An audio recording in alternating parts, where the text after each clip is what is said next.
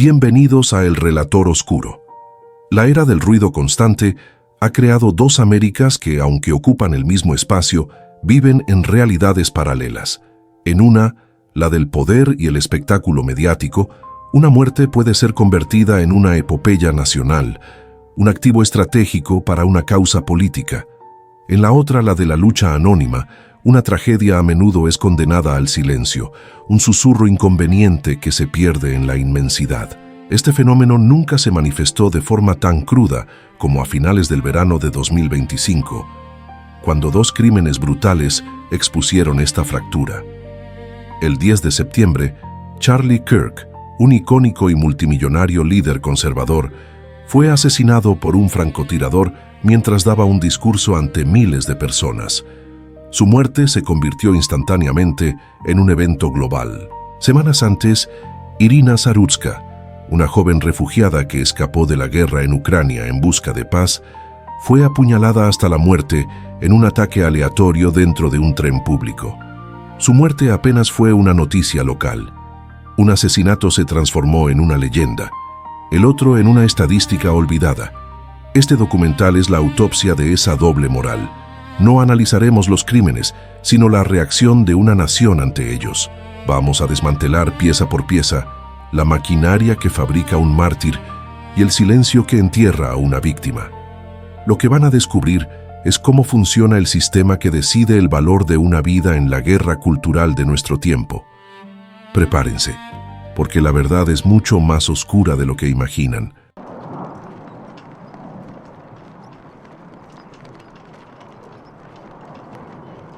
El asesinato de Charlie Kirk fue el catalizador de una de las operaciones de mitificación política más rápidas y eficaces de la historia reciente.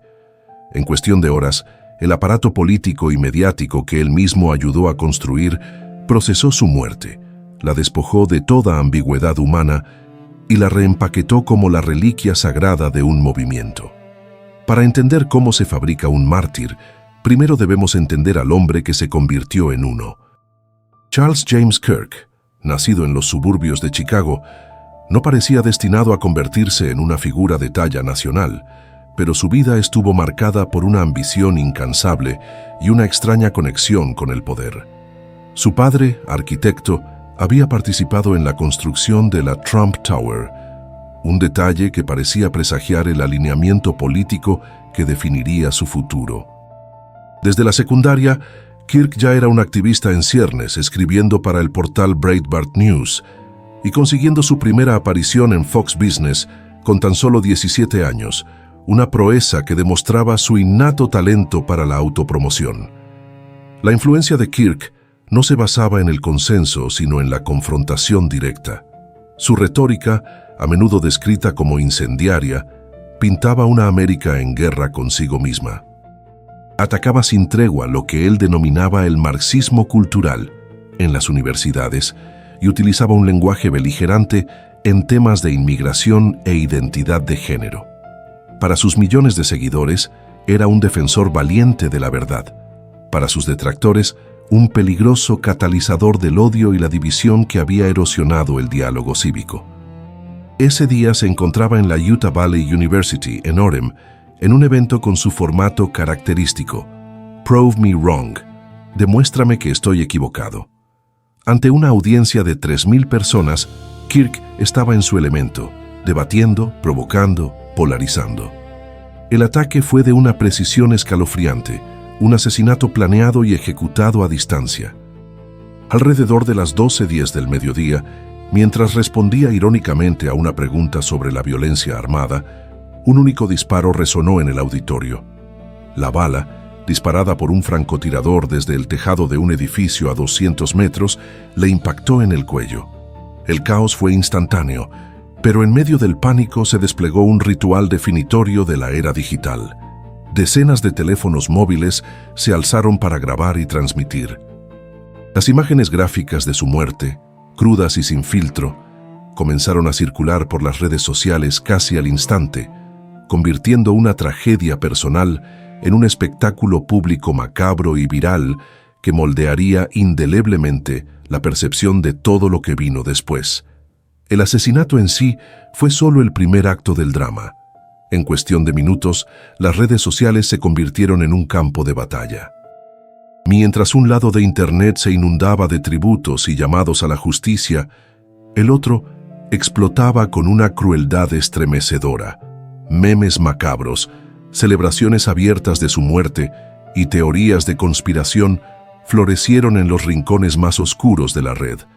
Esto demostró la profunda fractura de la empatía en una nación que ya no podía ni siquiera ponerse de acuerdo en cómo lamentar una muerte violenta. La investigación fue implacable. El asesino Tyler Robinson, un ex estudiante de 22 años, fue capturado 33 horas después gracias a que su propia familia lo entregó a las autoridades. Las pruebas eran abrumadoras. Había dejado una nota a su novio que decía: «Tengo la oportunidad de eliminar a Charlie Kirk y voy a aprovecharla». En un servidor de Discord confesó: «Fui yo en la VU ayer». Su motivación era una compleja mezcla de ideología y cultura de Internet. «Estaba harto de su odio», le dijo a su novio. «Algunos tipos de odio no pueden ser negociados». En las balas utilizadas había grabado referencias a videojuegos y a la canción antifascista Bella Ciao, un símbolo de que su radicalización se había gestado en el crisol difuso de la red. Esta maquinaria del martirio no fue espontánea. Fue una campaña de comunicación estratégica desplegada con una precisión militar. Inmediatamente después del asesinato, un coro unificado de comentaristas, políticos y medios afines comenzó a tejer una narrativa poderosa y simple. La muerte de Kirk no fue obra de un individuo perturbado, sino el resultado inevitable del odio de la izquierda. Tyler Robinson fue despojado de su compleja identidad, moldeada por la cultura de Internet, y fue presentado como un soldado raso en el ejército del extremismo de izquierda. Cualquier intento de analizar el propio papel de Kirk en la polarización del debate público fue silenciado o tachado de culpar a la víctima. Su retórica más controvertida fue convenientemente olvidada, o, aún mejor, reformulada como la verdad peligrosa que sus enemigos no podían soportar. De esta manera, su muerte fue hábilmente utilizada para enmarcar la lucha política no como un debate de ideas, sino como una batalla casi apocalíptica entre el bien y el mal, galvanizando a sus seguidores y demonizando a sus oponentes en el proceso. La reacción a la muerte de Kirk fue una clase magistral de teatro político. Las más altas esferas del gobierno le rindieron homenaje. El presidente Trump ordenó que las banderas de todo el país ondearan a media asta. La Cámara de Representantes guardó un momento de silencio en su honor, pero el acto central de esta canonización fue un gigantesco servicio conmemorativo en el estadio de los Arizona Cardinals, en Phoenix. El evento, al que asistieron el presidente, el vicepresidente y la élite del poder conservador, fue cuidadosamente orquestado para mezclar la estética de un funeral de Estado, un mitin de campaña y un avivamiento religioso. El lenguaje utilizado para describirlo fue revelador. Kirk fue elevado de un activista a una figura de estatura casi bíblica, un profeta y, sobre todo, un mártir de la libertad americana. Su viuda, Erika Kirk, prometió continuar su misión mientras el presidente la abrazaba en el escenario, creando una imagen final diseñada para la historia. Esta transformación de una tragedia humana en un activo estratégico fue increíblemente eficaz.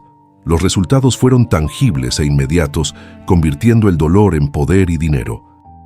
Las ventas de sus libros se dispararon, con 3 de sus títulos entrando en la lista de los 20 más vendidos de Amazon.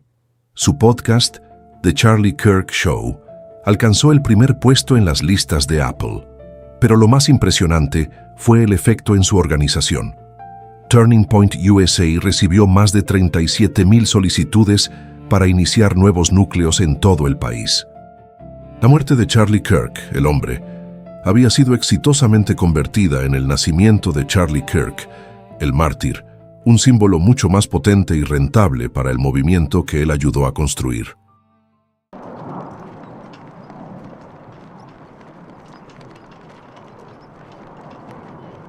En En absoluto contraste con la ruidosa y estratégica canonización de Charlie Kirk, el asesinato de Irina Zarudska expone una tragedia americana diferente, una que nace de la negligencia del sistema y de la indiferencia de una sociedad que solo presta atención cuando una historia se vuelve políticamente conveniente. Para entender cómo se ignora a una víctima, primero debemos conocer a la joven cuyo sueño fue brutalmente interrumpido. Irina, de 23 años, no era un ícono político ni una figura pública, era una superviviente. En 2022 escapó del horror de la guerra en Ucrania. Junto a su madre, hermana y hermano, había soportado la pesadilla de vivir en un refugio antiaéreo en Kiev, escuchando el sonido de las bombas. Su viaje a Charlotte, Carolina del Norte, no fue una elección, sino una huida desesperada en busca de la seguridad que su tierra natal ya no podía ofrecerle. Su vida en Estados Unidos era la encarnación silenciosa del trabajo duro y la esperanza.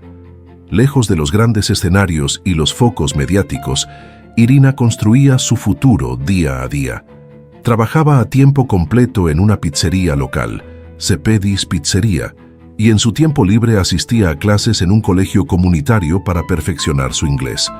Su ambición no era cambiar el mundo, sino simplemente encontrar su lugar en él. Soñaba con convertirse en asistente de veterinaria, un reflejo de su profundo amor por los animales. Para su familia, devastada por la guerra y el desplazamiento, Irina era el ancla, el pegamento que los mantenía unidos en un país extraño.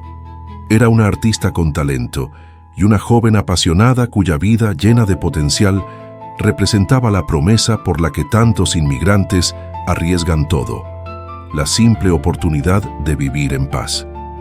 El valor de esa promesa, sin embargo, estaba a punto de ser destruido en cuestión de minutos. Ese sueño terminó de forma brutal y sin sentido el 22 de agosto de 2025. El escenario no fue un evento político con miles de asistentes, sino el interior mundano y anónimo de un vagón del tren ligero de la línea azul. Poco antes de las 10 de la noche, Irina regresaba a casa después de un largo turno de trabajo. Las imágenes de las cámaras de seguridad, frías y objetivas, documentan la normalidad de sus últimos momentos. Entró en el vagón, se sentó y, como cualquier joven de su edad, se concentró en su teléfono móvil. Frente a ella se sentó de Carlos Brown Jr., un hombre cuya presencia no levantó ninguna alarma. Durante 4 minutos, el tren siguió su ruta. 4 minutos de una calma que precedió al horror. Sin ninguna interacción previa, sin una palabra o una mirada de advertencia, Brown se levantó, sacó un cuchillo y la atacó. El asalto fue de una violencia repentina y salvaje. La apuñaló 3 veces, una de ellas en el cuello. El pánico estalló en el espacio cerrado del vagón. Los gritos de los pasajeros se mezclaron con el sonido metálico del tren. Mientras la gente huía aterrorizada, Irina se desplomó en el suelo. En medio del caos, un hombre intentó desesperadamente prestarle los primeros auxilios, usando su propia camiseta para tratar de contener la hemorragia, un último y fútil gesto de humanidad. Pero ya era demasiado tarde. Irina Zarudska fue declarada muerta en el lugar, una víctima de la aterradora vulnerabilidad de la vida cotidiana. El perfil de su asesino es, en sí mismo, una acusación contra el sistema. De Carlos Brown Jr. Hace 34 años, no era un asesino ideológico con un manifiesto. Era el producto final y predecible de décadas de fallas institucionales en cascada. Era una persona sin hogar con un extenso y violento historial criminal, incluyendo múltiples arrestos y condenas por delitos como robo a mano armada, por los que ya había estado en prisión. En el momento del ataque, viajaba en el tren sin haber pagado el billete, una pequeña infracción que fue el preludio de un crimen catastrófico. Pero la clave de su historia reside en su grave estado de salud mental. Su familia confirmó que había sido diagnosticado con esquizofrenia y que sufría de alucinaciones y una paranoia severa. Sus intentos desesperados por conseguir que fuera internado en una institución de larga duración habían fracasado, atrapados en la burocracia de un sistema de salud mental quebrado. El propio Brown Le diría a la policía que atacó a Irina porque creía que ella estaba leyendo su mente. No era un monstruo unidimensional, sino un individuo peligrosamente enfermo, a quien el sistema de justicia y de salud había liberado una y otra vez en la comunidad. Su crimen no fue una sorpresa, fue una cita con una tragedia anunciada, y el costo lo pagó Irina con su vida. Pero la tragedia de Irina no terminó con su muerte, se extendió a la forma en que su memoria fue tratada. La respuesta inicial de los medios de comunicación nacionales a su asesinato fue un silencio casi total. Durante semanas, la historia de la refugiada ucraniana brutalmente asesinada en un tren fue tratada como una simple noticia local, indigna de la atención nacional. Una inmigrante blanca, asesinada por un hombre negro con graves problemas de salud mental, no encajaba en las narrativas preferidas de muchas organizaciones de noticias. Su muerte era políticamente inconveniente, una historia compleja que no podía ser fácilmente empaquetada para el consumo masivo. El silencio solo se rompió cuando las brutales y gráficas imágenes de las cámaras de seguridad se filtraron y se hicieron virales en las redes sociales. Solo entonces, cuando el horror explícito de sus últimos momentos se volvió imposible de ignorar, la indignación nacional comenzó a gestarse, pero esta visibilidad tardía no fue una corrección de un error periodístico, fue una función de su nueva utilidad política para el ecosistema mediático conservador. De repente, la historia de Irina importaba. Su humanidad se volvió secundaria a su utilidad como símbolo.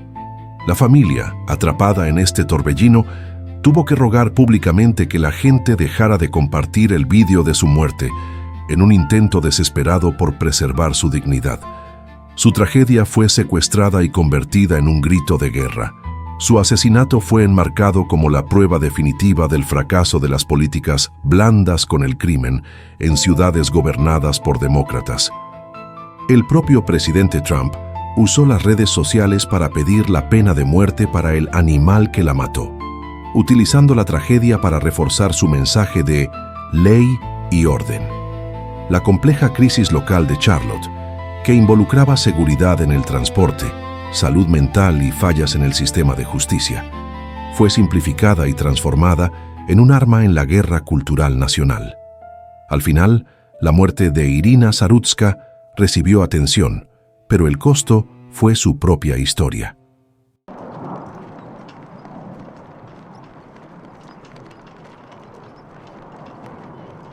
Las historias de Charlie Kirk e Irina Zarutska, leídas en conjunto, son mucho más que dos informes criminales.